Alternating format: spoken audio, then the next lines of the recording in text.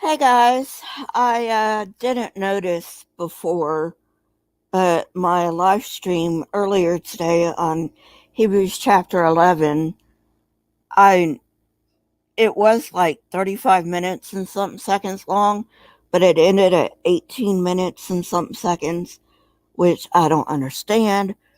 But anyway, let's go ahead and finish Hebrews chapter 11. So I'm going to start back up with verse 17, going back a little bit. Um, by faith, Abraham, when God tested him, offered Isaac as a sacrifice. He who had embraced the promises was about to sacrifice the promise. He who had embraced the promises was about to sacrifice his one and only son, even though God had said to him, "It is through Isaac that your offspring will be reckoned." I want to stop right there. Um, Evidently, the Bible writers have already forgotten that they already gave him another son, Ishmael. Uh, don't come for me. I know what these people meant, but that's not what they're saying. Um, and if you read it literally, like a lot of literalists want you to, it doesn't make any sense. So, um, verse 19. Abraham reasoned that God could even raise the dead, and so, in a manner of speaking, he did receive Isaac back from death. Uh, Citation needed. Nowhere in the story, and it is a story, nowhere in the story does it say that Abraham said, "Yeah, God, I'll go ahead and sacrifice my son, and then you can raise him up again." Now, again, don't come for me because I do know that in the story it says that Abraham said to his servants, "I and the lad will come to you again." But um,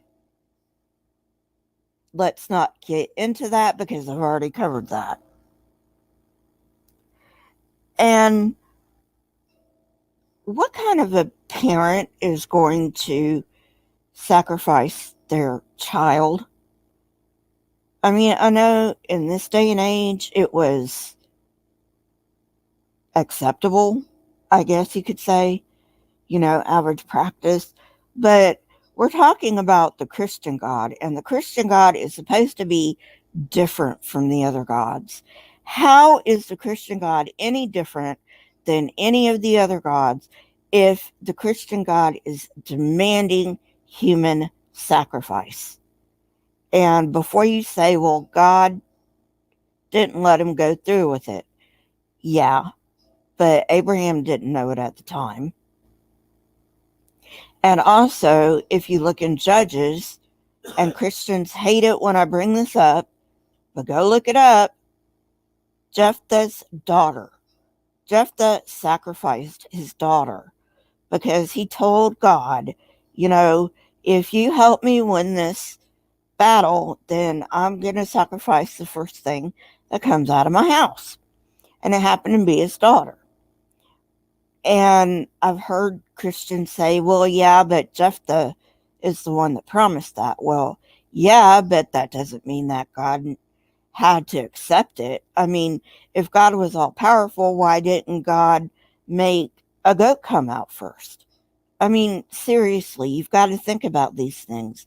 And I am going to be talking about that story when we get to Judges. But, in the meantime, just something for you to think about. Verse 20. By faith, Isaac blessed Jacob and Esau in regard to their future. Two things here. How does that take any faith? Just saying some words over someone. And Isaac never blessed Esau. He blessed Jacob. Never blessed Esau.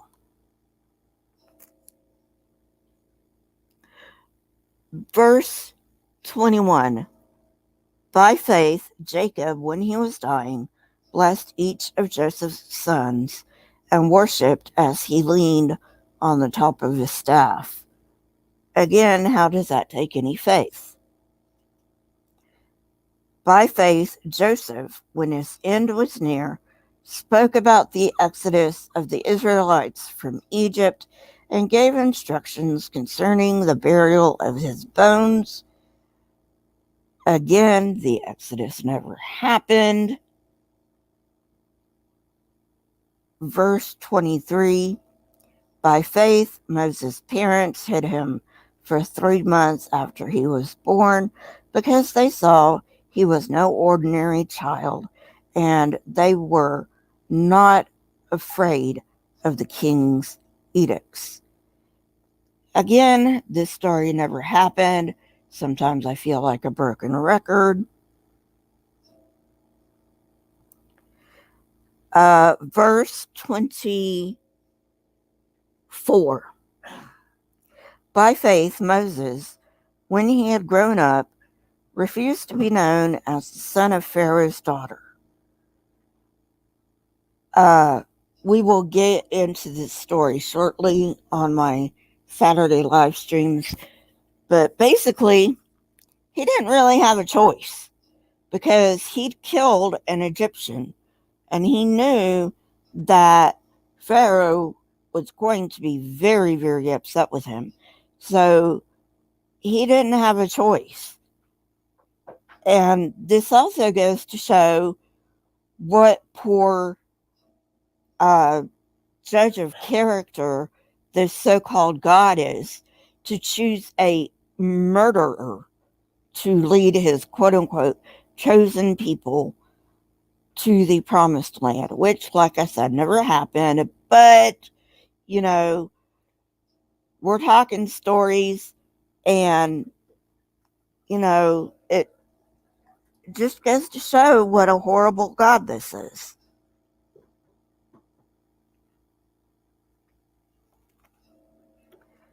Verse 25. He chose to be mistreated along with the people of God rather than to enjoy the fleeting pleasures of sin. Like I said, no, he didn't. He killed an Egyptian. He wasn't gonna get the pleasures of sin anyway, whatever that means.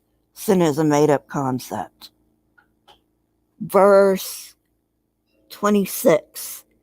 He regarded disgrace for the sake of Christ as of greater value than the treasures of Egypt because he was looking ahead to his reward. 2 things here. First of all,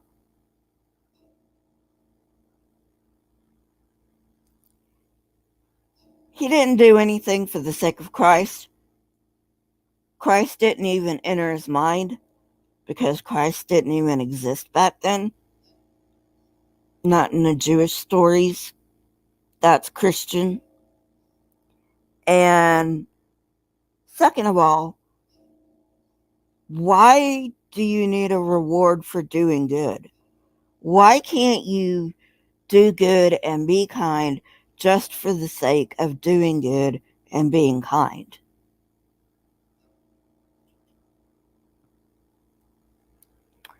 Verse 27. By faith he left Egypt, not fearing the king's anger. He persevered because he saw him who is invisible. Again, 2 things here. No, he left because of the king's anger, or rather Pharaoh's anger. And 2, how can something invisible be seen? That is an oxymoron, people. Verse 28. By faith, he kept the Passover and the application of blood so that the destroyer of the firstborn would not touch the firstborn of Israel. Okay, this is important because this didn't have to happen. And God's all powerful, right? He just could have moved his pinky finger and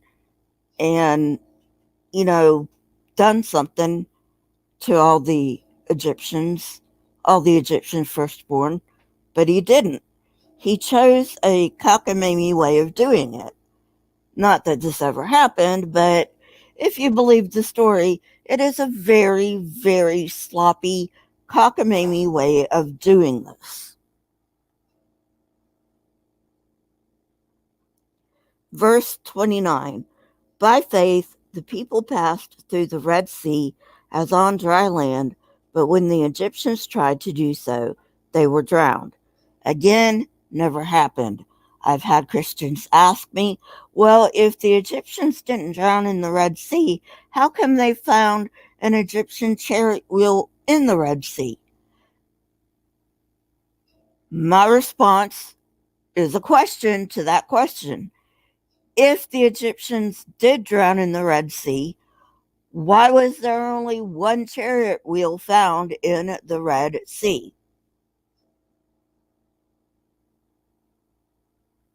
Verse 30. By faith, the walls of Jericho fell after the army had marched around them for 7 days. Again, no, it didn't. Now, the walls of Jericho were destroyed, but they were destroyed in an earthquake. And it was not any time around the time that Joshua would have, if he had existed, would have been in Jericho.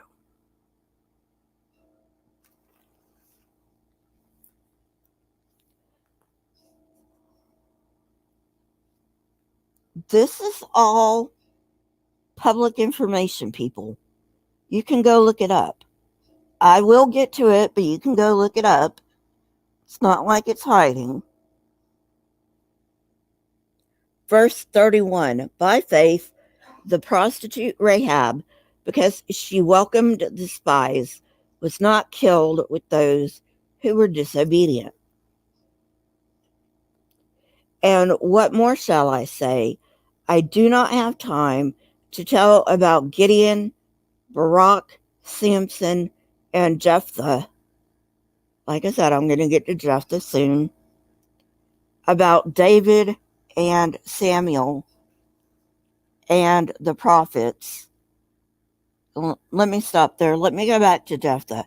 Yeah, he doesn't have any time to talk about Jephthah because I think he probably knows that if he did talk about Jephthah, it would totally discredit him. Verse 33. Who through faith conquered kingdoms, administered justice, and gained what was promised. Who shut the mouths of lions. All right, that's the end of a verse, actually. So let me stop there. No, faith does not conquer kingdoms. Militaries conquer kingdoms. Faith does not administer justice. Justice systems administer justice. And who shut the mouths of lions? I'm guessing he's talking about Daniel. Daniel did not exist, people. Verse 34. Quenched the fury of the flames. I'm guessing he's talking about the fiery furnace. Again, never happened. And escaped the edge of the sword. Whose weakness was turned to strength, and who became powerful in battle and routed foreign armies. Women received back their dead, raised to life again. I would have loved to have seen that. Just like I would have loved to be at the zombie apocalypse at Jerusalem. There were others who were tortured, refusing to be released so that they might gain an even better resurrection. Again,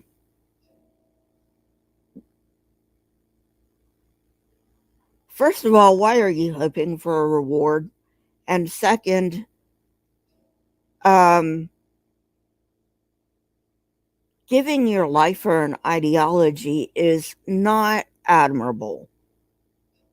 It's just plain dumb. Verse 36. Some faced jeers and flogging, and even chains and imprisonment. They were put to death by stoning. They were sawed in two. They were killed by the sword. They went about in sheepskins and goatskins, destitute, persecuted, and mistreated. I want to say something. Yes, before the Roman Empire legalized Christianity, there were persecutions, but they were not as bad as Christians today want you to believe they were, and they were not constant. They came in spurts, depending upon who was on the throne of Rome at the time. Like I said, this is all public information. You can go get it.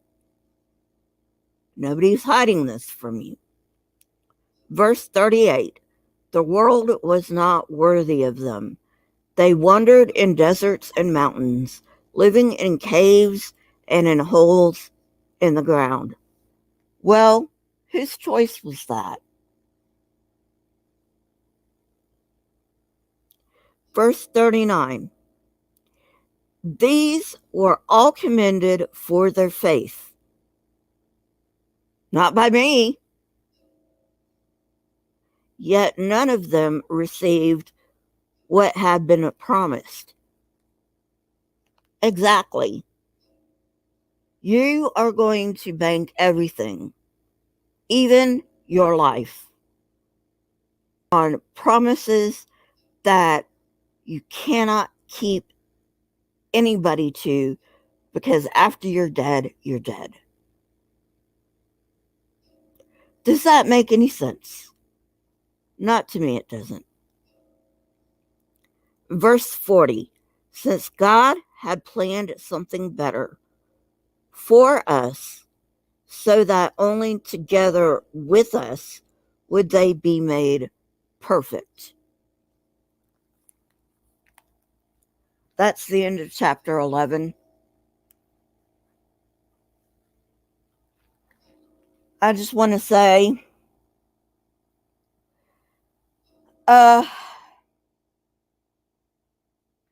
again, it doesn't make much sense. Why are you seeking rewards for things that you shouldn't be seeking rewards for things you should be doing for your fellow man anyway? Why are you looking for persecution and martyrdom when this life is all you know you have? You have no idea what is on the other side of this life. You have no idea that those promises that you were made are going to happen. You just don't. And yet, people are willing to throw their lives away. Just something for you to think about.